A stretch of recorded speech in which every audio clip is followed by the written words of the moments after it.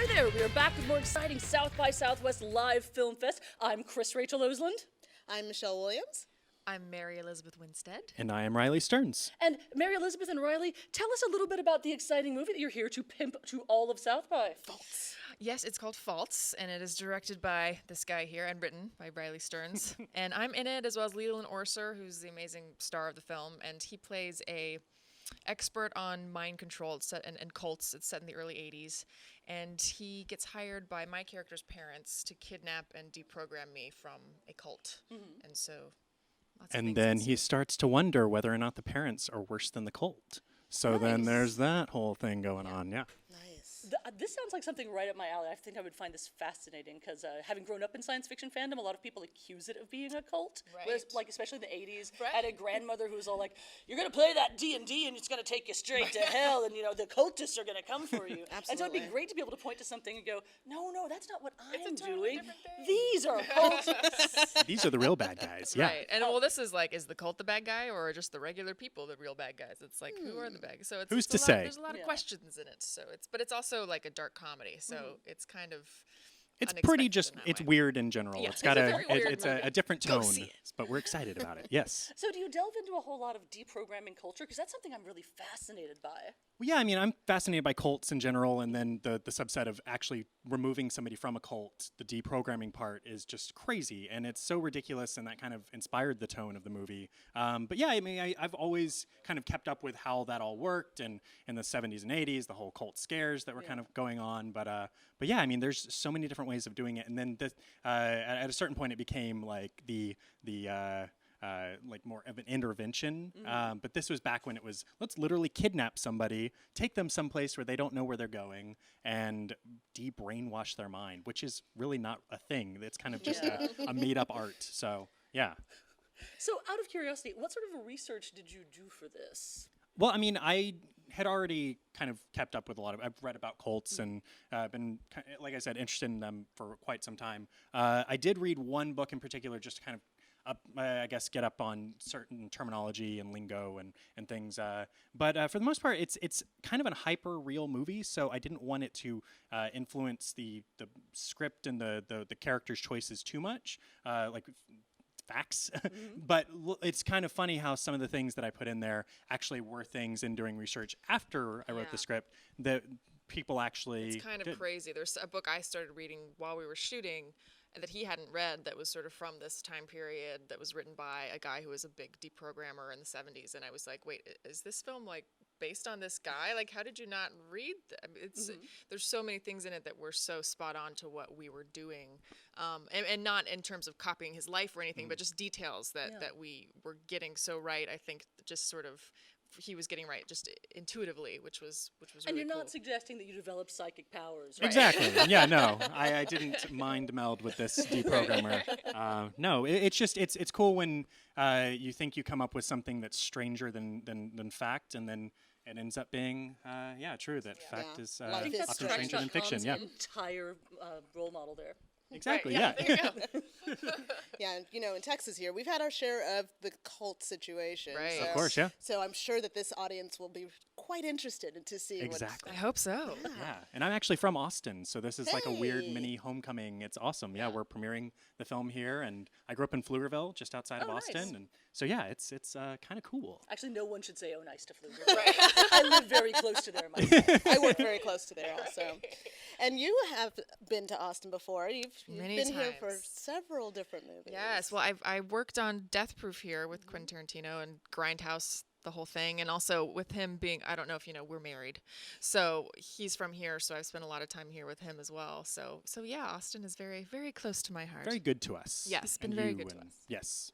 So, what's your next project after this? I mean, once you've delved into something like deprogramming, are you Where do you going go? to- Right. Where do you go from Well, there? like I definitely I don't know exactly what it's going to be. I like the tone of the movie. I mean, it's hard because nobody's really seen it yet, so you can't I can't really describe the tone. But the slightly darker, weirder, comedic tone. Definitely want to live in that world still. Just do something along those lines. But yeah, I'm just trying to enjoy this experience first and premiere our film and show it to people and kind of go from there afterwards. But yeah, definitely living in the now.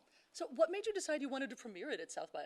You don't really get to decide it. I wish it were that case, but we were lucky enough for South by to watch it and love it, and we couldn't have thought of, we did not think that there could be a better place to premiere it at, and especially with the homecoming aspect of it.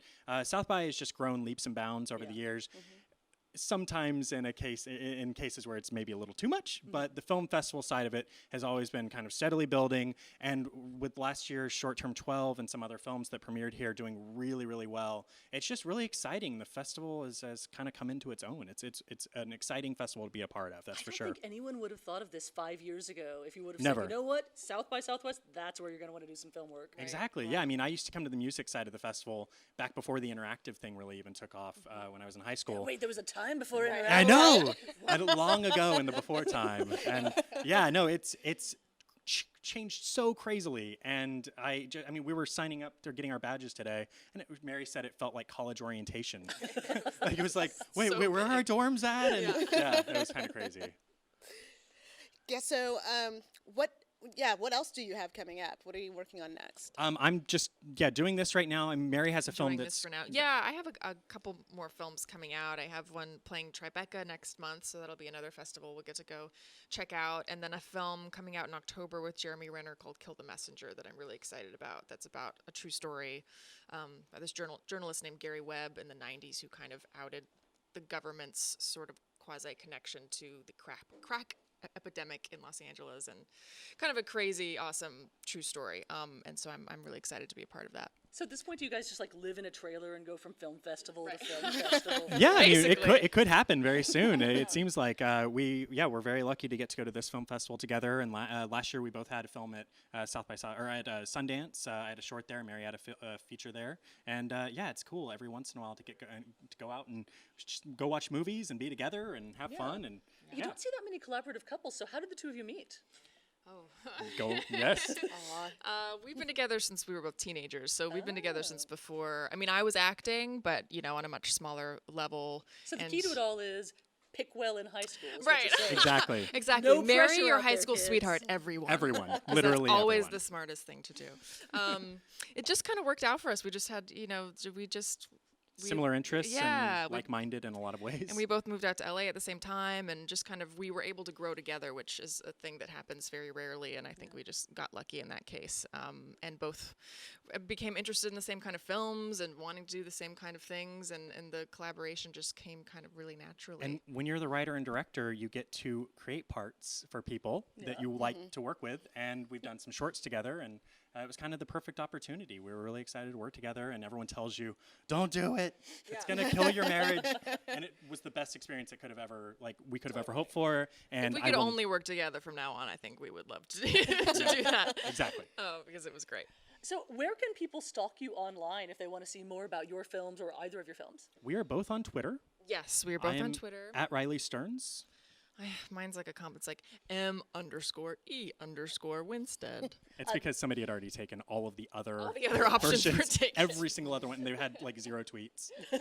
Just Come sitting on, on it. guys. It's not a website. You can't camp it out. It doesn't make any sense. So. And is there a Facebook page or anything like that for Fault? We don't have a Facebook page for Fault yet. Hopefully after the festival we'll get distribution. I mean, that's the idea, and hopefully, like, fingers crossed, and people will be able to see it in their homes and the theaters, and that's the ultimate goal. But yeah, I mean, you can check out my shorts at vimeo.com. I'm on Vimeo, and hopefully the Faults thing will start to build a little bit more as the year goes on.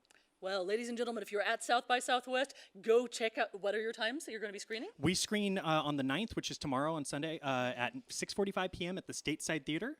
We're also screening on the 10th at Alamo Drafthouse Slaughter. We screen on the 12th at Alamo Drafthouse, one of the other Alamo Drafthouses, and then we also screen at the Zach Theater on the 13th.